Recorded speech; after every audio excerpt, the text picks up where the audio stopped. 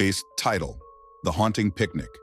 In the heart of the forest, where the dense canopy filtered the sunlight into a soft green glow, there lay a secluded picnic site. It was a place of tranquility, where the rustling of leaves and the gentle trickle of a nearby stream provided the only symphony.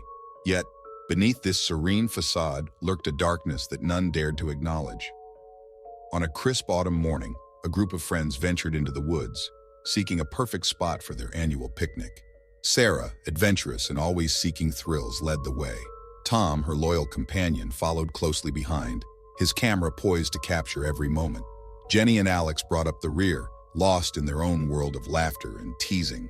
As they ventured deeper into the woods, the trees seemed to close in around them, casting long shadows that danced in the shifting light. Sarah's excitement only grew, the thrill of exploration coursing through her veins. Finally, they stumbled upon the perfect clearing, a small glade nestled beside the babbling brook, surrounded by towering trees. "This is it," Sarah declared, her eyes sparkling with excitement. "The perfect spot for our picnic." The others agreed, and they set about laying out their blankets and unpacking their food. The air was filled with laughter and chatter as they indulged in sandwiches and fruit, enjoying the simple pleasure of each other's company. But as the sun began its descent towards the horizon, casting long shadows across the forest floor, a sense of unease crept over the group. Tom, ever the skeptic, dismissed it as nothing more than nerves. But Sarah couldn't shake the feeling that they were being watched. As darkness descended upon the woods, they huddled closer together, the flickering light of their campfire offering little solace against the encroaching night. Strange noises echoed through the trees, the snap of twigs, the rustle of leaves, and Sarah's imagination ran wild with visions of lurking creatures just beyond the edge of the firelight. "We should go," Jenny whispered, her voice trembling with fear. But Sarah shook her head, unwilling to admit defeat. "We can't let a little darkness scare us off. Besides, it's probably just some animals. Nothing to worry about."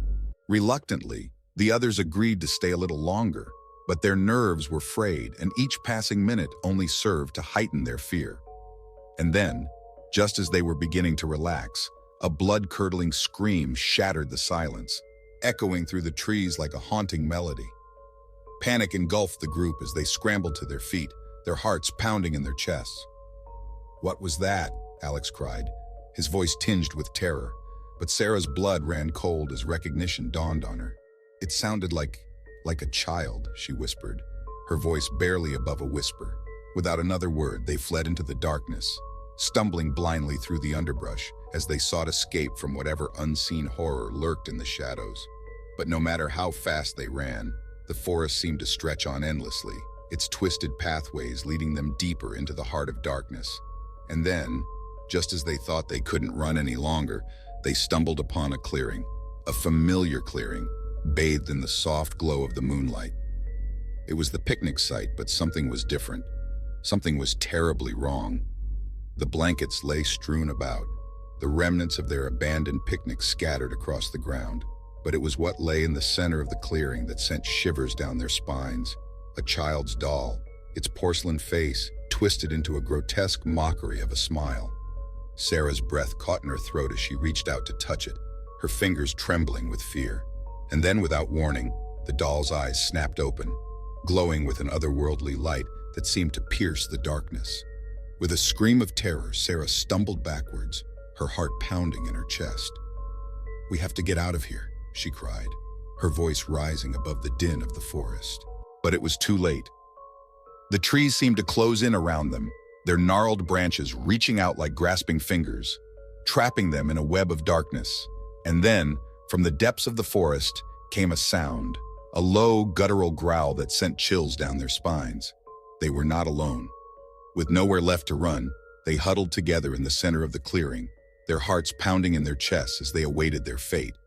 And then, emerging from the shadows, came a figure, a twisted, grotesque figure with eyes that burned with an unholy light.